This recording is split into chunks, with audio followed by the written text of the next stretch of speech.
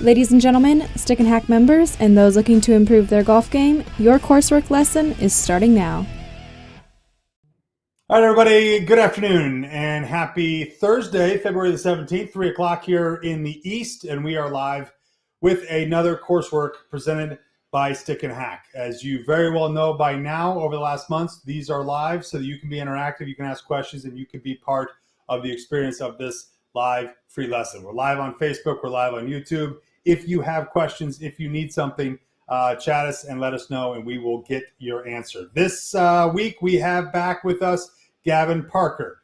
You know him from, such shows as the Stick and Hack Show, quite frankly, as well as many of his lessons here on coursework. He is not just high energy and high octane, but he has a very unique look and a very unique perspective on teaching and instruction. His specific work with kids is phenomenal, and he has done a lot for golf in just a very short period of time. He is up for so many different top teaching awards and youth awards.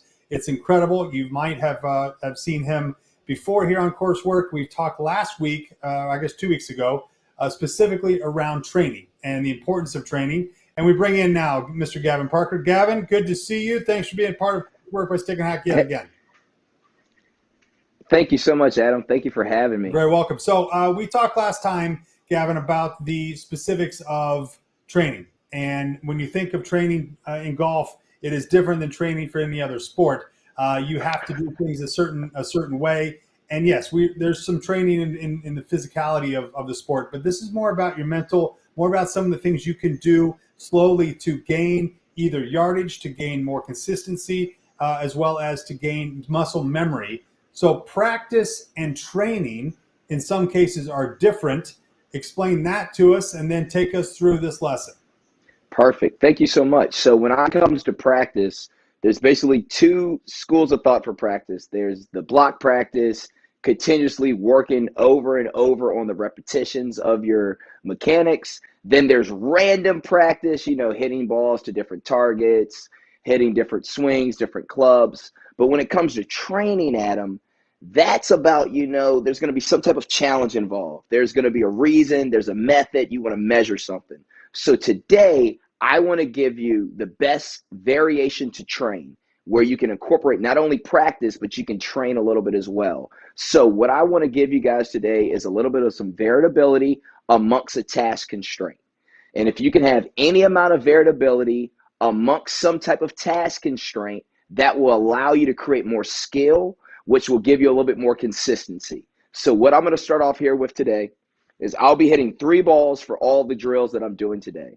The reason I'm using 3 balls is if you get a sleeve of balls, how many are in a sleeve, baby? There's trace of them. So the first thing I'm going to give you guys, if you're getting ready to take a swing on the range, my first drill I like to work on is like overall tempo. A lot of students struggle with tempo. They don't know whether they should be quick, whether they should be slow, or somewhere in the middle, right? So the first thing I'm going to give them today is in your takeaway, kind of the section between the start of the golf swing to when you move the club away, AKA the takeaway. You're going to have 3 different speeds. The first one's going to be as fast as you can, looking something like this. And once again, Adam and those watching, we're just talking about the takeaway section is as fast as you can, not the entire backswing, just getting started. Now, my next swing is going to be the slowest I can make my takeaway.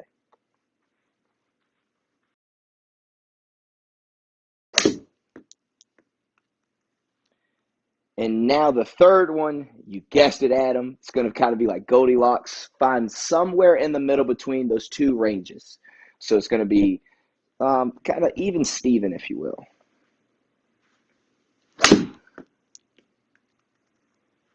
That type of drill is great to incorporate in your training because you're changing your variability, meaning you're changing the speed of your takeaway. You're operating in both sides of the spectrum in order to acquire different outcomes. So the key to training, Adam, or anybody really watching this, is you want to make sure that you're changing your inputs in order to experience different outcomes. Where I think a lot of people go wrong in just practice is they're just worried about the outcome. How close did that ball get to my target? How was the flight of the ball? But that type of practice won't allow you to make any type of muscle memory because you're not immersing yourself in more variability and it's not enough task. And the reason we know this is the definition of play is free bound movement amongst a rigid structure. So you need some type of structures in order to play. So I would encourage anybody who struggles with their tempo to do that perfect drill right there where you kind of just change the speed of your takeaway. And we have with that first tempo drill. Now, let me ask you this, Gavin. So if you're changing the speed of your takeaway on a practice and you're going through that, how many sets or repetitions of that type of drill should you be doing? That was an amazing question. So what I like to prescribe is I like to go 3 swings where the takeaway is as fast as possible, 3 swings when the takeaway is as slow as possible, 3 swings where the takeaway is somewhere in the middle. So let's say that's going to be 9 total shots. And then what I would do is I would go slow, then fast, then middle, or you can go middle, middle, fast, slow, slow, middle. Like that spectrum's up to you guys. But once again, please include variability amongst some type of task constraint will allow you to acquire skill. So the task would be hitting a ball with a 9-iron. The task would be making sure you're working on your tempo. The variability would be changing your takeaway speed amongst the task constraint will allow you to train. That's a little bit more meaningful. You're going to turn on a little bit more electricity, especially if you're actually out on the range where you could say, hey, none of the balls can curve left or none of the balls can curve right. That's the difference between just practicing and then training. All right. So if I'm practicing golf and I'm training, and I want to make this very clear because you use the words kind of separately. To a layperson, a hack, even most sticks, it sounds the same. Training and practice are the same. But practice is out there working on specific shots, working on specific items that might happen in your game or things you're struggling with, where training is more about understanding the rhythm, understanding your body, but also to understand how your swing over time will just become what it is. It's no different than working out or some run, marathon training. You're conditioning your body to do a certain amount of things because you're training it. Do I have that right? Adam, that was textbook, man. Little something for Adam, ladies and gentlemen. Thank you very much, everybody. That was terrific. So I just want to remind everyone that training needs to include 3 things in order for those skills to transfer into the environment. Once again, where practice doesn't just cut it. Yes, you can putt the same 3-foot putt or hit the same pitching wedge over and over again. You're working on the muscle memory or the repetition. But if I was a swimmer, Adam, and I got into a bathtub, me practicing my breaststroke in a bathtub, how good is that going to do me when I got to get out in the pool? You know what I'm saying? So that's a better definition or a better analogy between the difference between practice and training.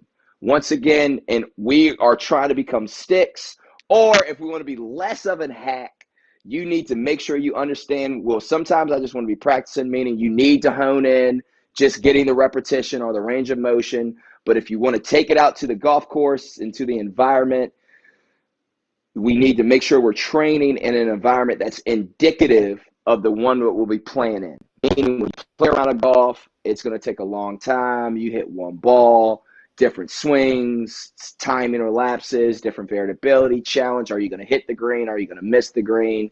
So that's why I just wanted to define that. Does that make sense, Adam? It does. We're with Gavin Parker here on Coursework by Stick and Hack, talking about the importance of training and different ways to train your golf game. Gavin, yes. Let's talk about the specifically training around putting, around the green, the short area. How do you train that? Training your swing and just doing the 3/4 and doing repetitions. Yes. What are some training aids and or situations that can be specific to around the green, which is where a majority of shots are lost? That's an awesome question. So the easiest thing I would do for anyone watching, it's a very important drill. I mean, you grab a towel, a cup, a quarter, but what I would encourage anyone to do is just place that onto a green, and your intention is, out of these 3 balls, how many of those balls can you get to stay on the towel? That's a very important skill, because that's an element of touch. Because if there's a flag there or a hole, you can hit it really hard, it could get lucky and go in. But if you could become the type of person who can make a ball stop, I mean, little something, first try, ladies and gentlemen. I mean, I got it on there. Once again, putt to a towel or a distance to get used to seeing an area where the ball's coming to a rest. For some reason, a lot of sticks and hacks, quite frankly, believe that they got to like land the ball to the target, but they don't understand that if you can become really good at making maybe 3 balls stop at the same spot, that's the ability of having touch. Then all you have to change is your feel, meaning the rate or the size of swing or how fast or how hard you're swinging. That is feel. So touch and feel are 2 different things, yet everyone assumes that you can't teach anyone feel. Not quite true if you're training properly, and vice versa. A lot of people, I'm a feel player. I'm a feel player. You know, I don't like mechanics. I like to just feel it.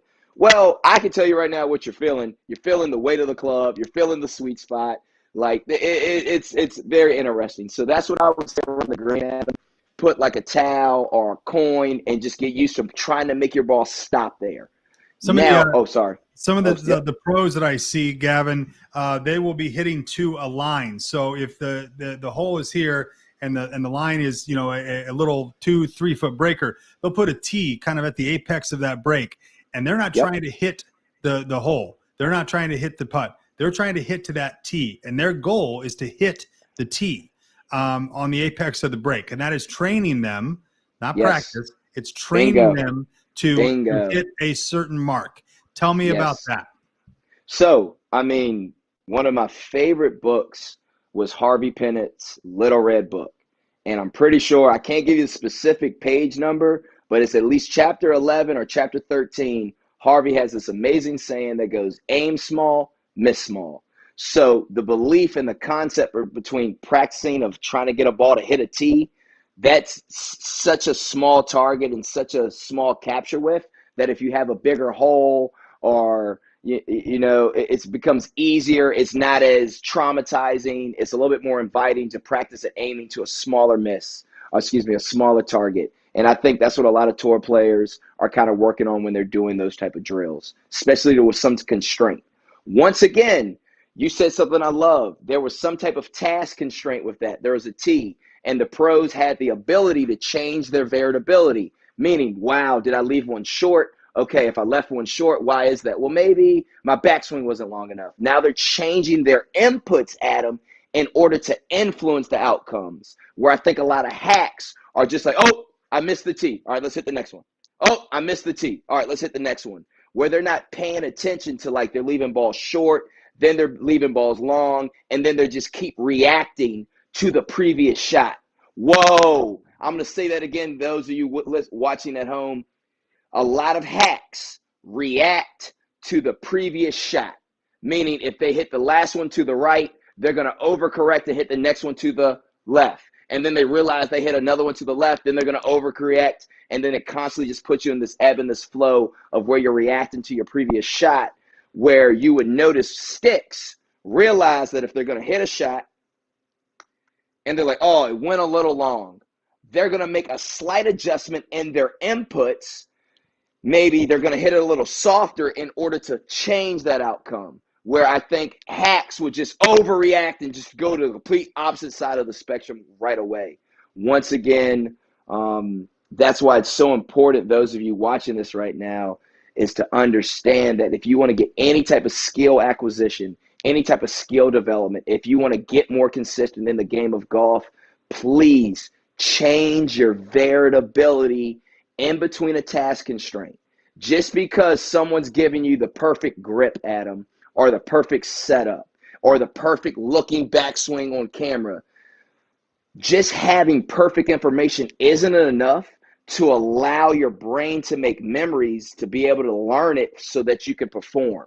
The only way to make memories happen and to learn something, you need to have some type of emotional connection to the thing that you're doing in order to make a memory happen.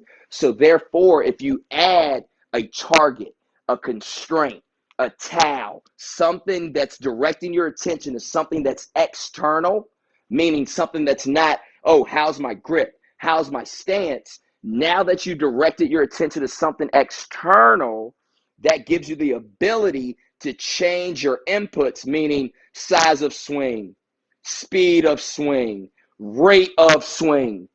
That type of training, when you're not just doing the same thing over and over, but you're going to the very similar destination, that's when real magic happens. I think one of the best ways to explain this is when Steph Curry was growing up learning how to shoot and hit better threes, he would practice hitting threes from 15 feet, 24 feet, and then 18 feet away from the target.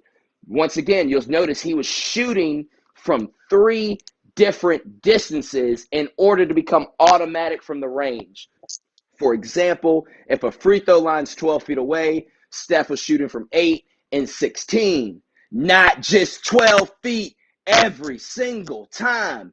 Ladies and gentlemen, please, if you don't remember anything we're telling you on this show right now, remember, change your variability amongst a task in order to gain skill, in order to become more consistent, in order to become a stick one day like your boy, Gavin Flo. Come on, Adam. I'm loving this, bro. Come on, baby. Gavin Parker with us here on Coursework by Stick and Hack. We had a question here that came through on the YouTube. It says, how does someone, and this goes back, Gavin, to what you said at the beginning around the training session, going on a fast backswing and then your normal downswing. He says, how does someone differentiate between the speed of the takeaway and the speed of the downswing? Isn't the faster takeaway inducing a faster swing speed? Now, I have a brand called Stick and Hack. I am the hack of that duo. I don't know what the hell he just said, but I assume you do, Gavin. Absolutely. First things first, I'm so glad that you're watching us live on YouTube. Shout out YouTube, who's ever doing this. I'm loving it. So you asked an amazing question. Yes, anytime you speed up, that should theoretically increase your club head speed.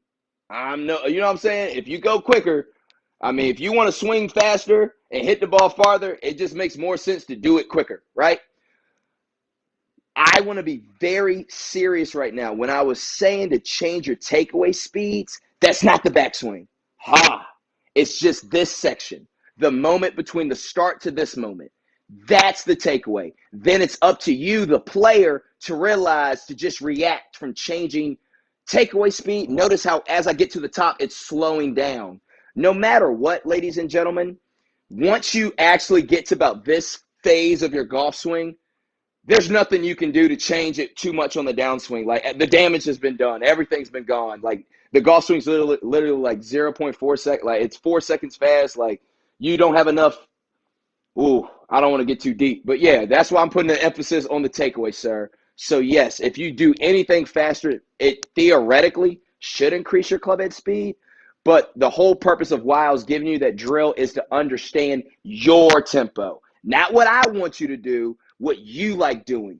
But if you want to become a dog, aka a stick one day, you don't just want to keep doing the same thing the same way every time. If you're scribing and watching Stick and Hack right now, this coursework, we are trying to give you an opportunity to paint with every color in the rainbow and use every different paintbrush to become a stick and ball savant. We don't just do the same thing every time. We're not the one-size-fits-all type of program or type of instruction. Ladies and gentlemen, we're here to tell you right now that as long as you change your variability amongst a task constraint, you're going to learn every single time. But if you're constantly just trying to do the same thing every time, that's going to give you so much more damage in the long run, because now you're not making it random. You're not making it variability. You're not creating spacing, man, because golf isn't perfect. But for some reason, everyone believes that, oh, if I just have this one feel every single time that I can do it. Wrong. Believe it or not, your feelings are kind of like milk, Adam. You know what I'm saying? You open a gallon of milk this week. How long is it going to last until it expires? What, 7, 8 days, Adam, right? Well, you're asking the wrong person, because I have 3 girls and they drink milk by the gallon per day. But yes, well, I think in your normal household, it would be a long time. Bingo, because milk expires, right? Your feelings in golf expire as well, too, where so many people are constantly chasing those feelings that they had that one good shot or the last time they played. But how your brain works, it's going to download that information and be able to report it, and then it's just ingrained into you. But you're still working on that feeling because feelings expire. It's kind of like, don't keep chasing feels, ladies and gentlemen. Change your variability amongst a task constraint. That's going to be the best opportunity to become a stick one day. There he is, everybody. Gavin Parker with us on this coursework presented by Stick and Hack. Gavin, I appreciate the time as always. Your excitement, your passion for golf, your passion for teaching is exuding from your pores, and we appreciate it very much. The lasting, obviously, we've heard multiple times through this coursework what we want people to remember. But the other thing is that there is a reason to train. There's a reason to train your body, to train your swing, to train your game. And you have to go out there on the range and really be specific and be purposeful in your training if you want to get better, if you want to improve. If not, go out and smack the ball and have a good time. If you do, however, and you want to win that $5 Nassau from your boy, it might behoove you to go out there and train your game. Gavin Parker, my thanks to you, sir. That's it for this coursework, February the 17th, 3:22 in the afternoon. Enjoy the rest of your day and evening and weekend. We'll talk to you here coming up the next few weeks for series number 3 with our boy, Gavin Flo. And where can they follow you, Gavin, and to find out more information about you? Perfect. I would start off with my handle, Gavin Flo, and that's FLO, all one word. You'll find me on Instagram. You'll find me on TikTok. If you're on Facebook, add me, Gavin Parker. And that's where you'll find me, man. Thank you guys so much. I look forward to seeing you all soon. Thanks, Gavin. Take care, everybody. Thanks for watching. This is Coursework presented by Stick and Hack.